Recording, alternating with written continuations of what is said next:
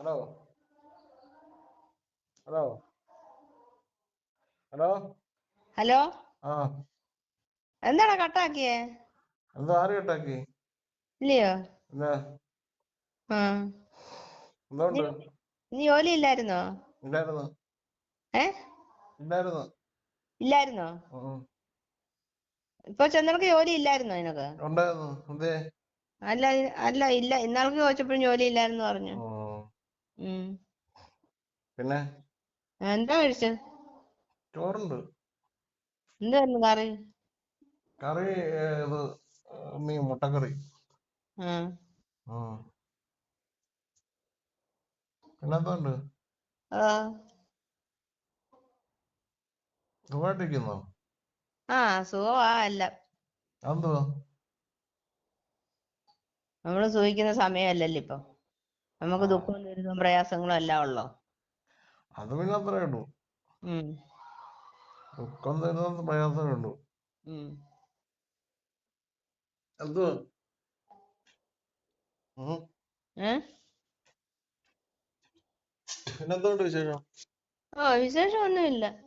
നീ വിളിക്കത്തില്ലല്ലോ, അതിന് വിളിച്ചു നോക്കിയതാ. ആണോ? ഉം. ഉം. വിളിച്ച ആ ശരി. നിങ്ങളെ വിളിച്ചില്ലായിരുന്നു. ബാക്കിയുള്ളവരൊക്കെ വിളിക്കുന്നുണ്ട്. ആര് വിളിക്കുന്നുണ്ട്? അല്ല ഞാൻ പറഞ്ഞതാ. ഉം. ആരാ വിളിക്കുന്നേ? ഏ ആരാടാ വിളിക്കുന്നേ?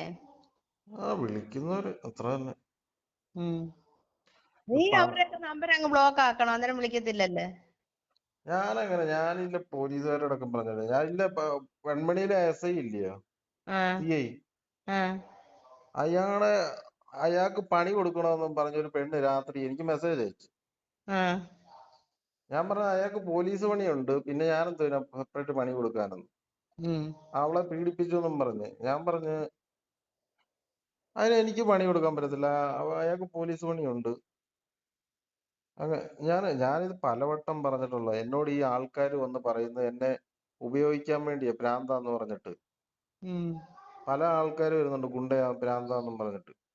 അത് ഞാൻ ഉം. പലവട്ടം നിങ്ങളോട് എല്ലാം പറഞ്ഞിട്ടുണ്ട്. നിങ്ങൾ കേട്ടിട്ടില്ല. ഈ തെളിവ് വെച്ച് വല്ലപ്പോഴും ഒക്കെ കിട്ടുള്ളൂ. ഉം. ഈ ഇരുട്ടുവാക്കിനൊക്കെ വന്ന് പറഞ്ഞു കഴിഞ്ഞാൽ ഞാൻ അവന്മാരുടെ എല്ലാം ഫോട്ടോ എടുത്തിട്ടുണ്ട്. ഉം. അത് ഞാൻ പലവട്ടം ഈ പോലീസുകാരോട് പറഞ്ഞിട്ടുള്ളതാ. ഇപ്പൊ തന്നെ തെളിവ് സഹിതം സോഷ്യൽ മീഡിയ വഴി വന്നതാ എനിക്ക്. ഉം. ഞാൻ പറഞ്ഞു ഞാൻ എന്നാ പണി കൊടുക്കാനാ, ഞാൻ എന്നെ ഗുണ്ടയാക്കാൻ വരുന്നത് അവന്മാര്. എന്നിട്ട് അവന്മാര് ചൂഷണം ചെയ്യാനും ഒഴിഞ്ഞു മാറാനും ഒക്കെ വരുന്നതാ. ഉം.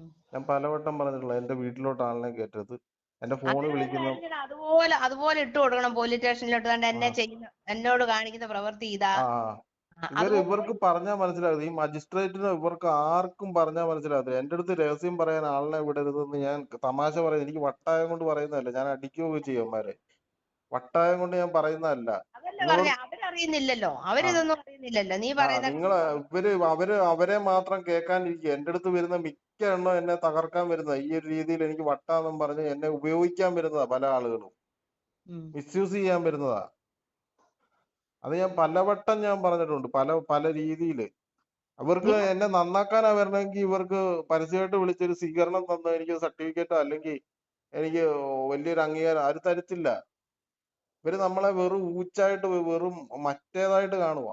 അതിന് നിന്റെ അടുക്ക വരുന്നവരെ നീ അതുപോലെ ഇട്ട് പോലീസ് സ്റ്റേഷനിലോട്ട് അവർക്ക് ഇട്ട് കൊടുക്കും, അവരിതെല്ലാം കാണട്ടെ. അത് ഞാൻ അപ്പോഴവര്. അത്ര ചെയ്തിട്ടുള്ളൂ. അത്ര ഫേസ്ബുക്ക് വഴി ഞാൻ അത്ര ചെയ്തിട്ടുള്ളൂ. എന്റെ അടുത്ത് വന്ന് രഹസ്യം പറഞ്ഞു കഴിഞ്ഞാല് ഞാൻ ഇന്ന പോലെ കാര്യം പറഞ്ഞു കൊടുക്കും. അത് ഫേസ്ബുക്കിൽ ഇവർക്കറിയത്തില്ല. ഇവരുടെ ശിപ്പന്തികളാ കൂടുതൽ. ഇവരുടെ അടുത്ത് ചെന്ന് സുഹൃത്തായിട്ട് നിൽക്കുന്നവരൊക്കെ വന്നിട്ട് എന്റെ അടുത്ത് വന്നിട്ട് അവനെ തല്ലാൻ പറയും, പോലീസുകാരെ തല്ലാൻ പറയും, അല്ലെങ്കിൽ മജിസ്ട്രേറ്റിനെ തെറി വിളിക്കും. ഇവർക്ക് ഇത് അറിയത്തില്ല. ഇവരുടെ അടുത്ത് സൗഹൃദം പോലെ നിൽക്കുന്നവരാ ഇവര് വരുന്നതെന്ന് ഇവർക്ക് അറിയത്തില്ല. എന്റെ അടുത്തും വന്ന് സൗഹൃദം പോലാ നിൽക്കുന്നേ, സഹായിക്കുമെന്നും പറഞ്ഞ് പല ആളുകളും വന്ന് നിൽക്കുന്നേ. ഞാനിത് പലവട്ടം പറഞ്ഞു. ഇവർക്ക് പോലും ചിലപ്പോൾ വിശ്വാസം വരത്തില്ല ഇന്ന ആളാന്ന്. എനിക്ക് പോലും വിശ്വാസം വന്നിട്ടില്ല ഇവന്മാർ ഇങ്ങനെ വന്ന് പറയുമെന്ന്. ഞാൻ തന്നെ അന്തിച്ചു പോകും. പല അമ്മമാരും അവരെ തന്നെ പൂളാൻ ഇപ്പൊ എന്നെ ഉപയോഗിക്കുന്നത് എന്തിനാ? ഞാൻ വന്ന് വെട്ടിക്കഴിഞ്ഞാൽ എനിക്ക് വട്ടതാണ്, അവൻ പറഞ്ഞിട്ടാന്ന് പറഞ്ഞ് ഞാൻ എന്തെങ്കിലും ചെയ്ത് കഴിഞ്ഞാൽ അവന് വട്ട. ഇവർക്ക് പറഞ്ഞൊഴിയാൻ കാരണമുണ്ട്.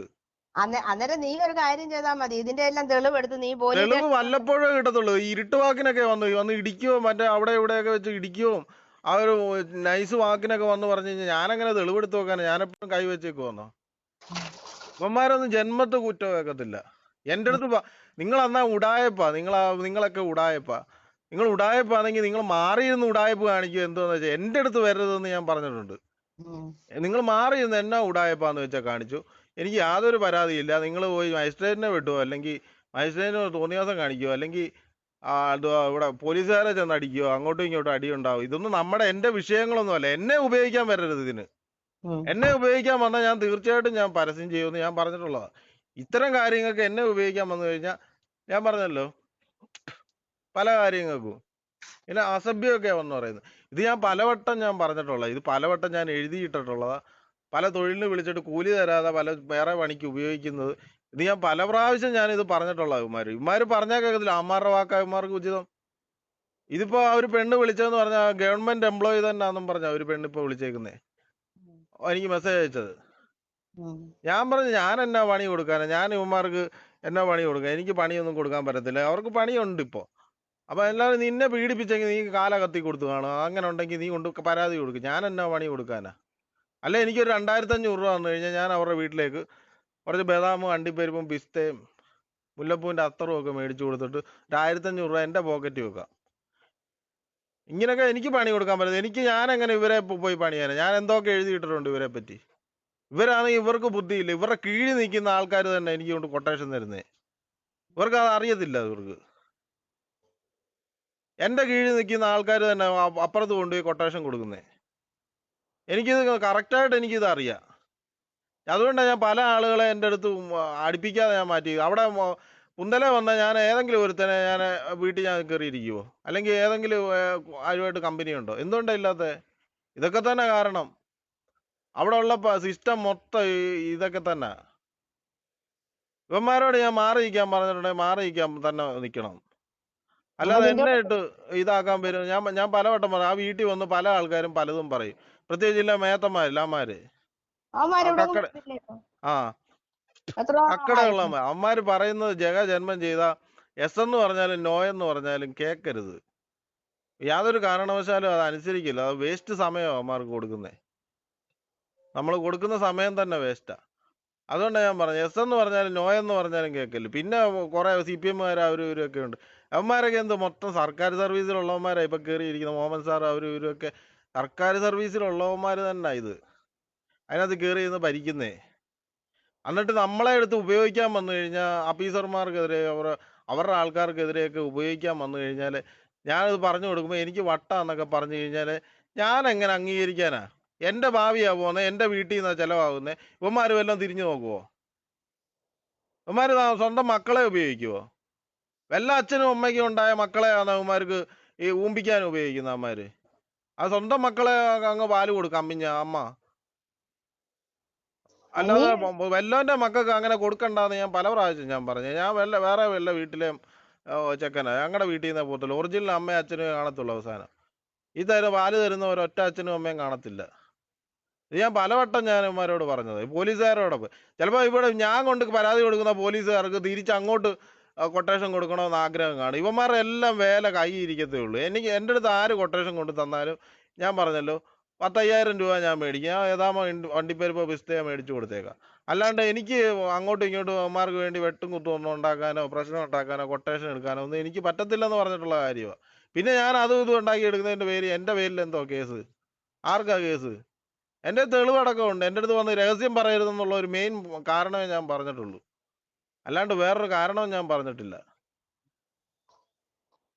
ഞാൻ പലവട്ടം ഞാൻ പറഞ്ഞു. ഞാൻ ഫേസ്ബുക്കിലൊക്കെ ഇട്ടിട്ടുണ്ട് അത് എനിക്ക് കൊട്ടേഷൻ വരുന്നത് പലയിടത്തുനിന്ന്.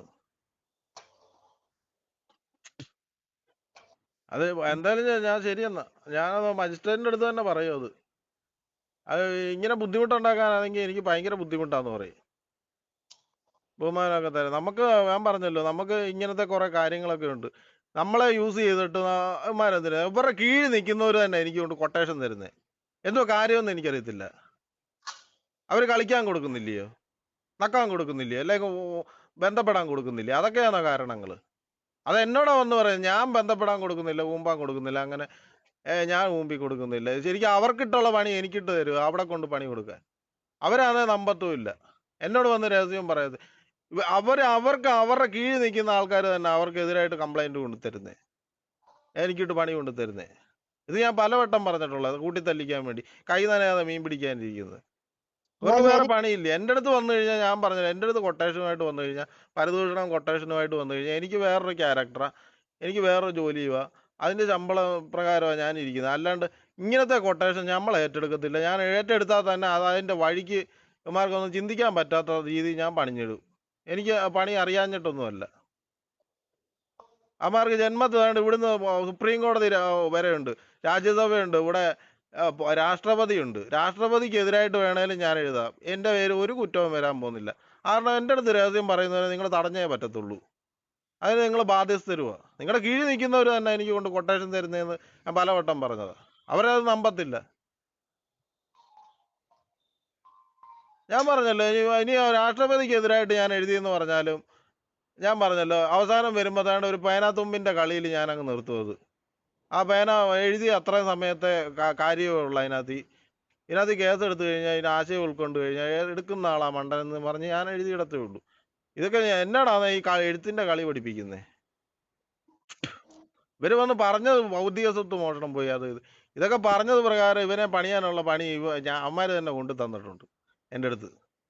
ആ എന്നാ ശരി. പറഞ്ഞവനെ പണിയാനുള്ള പണി അമ്മാര് തന്നെ കൊണ്ടു തന്നിട്ടുണ്ട്. പറഞ്ഞവൻ എല്ലാം ഇട്ടു ഉള്ള പണി. ശരി ശരി. ആ ശരി.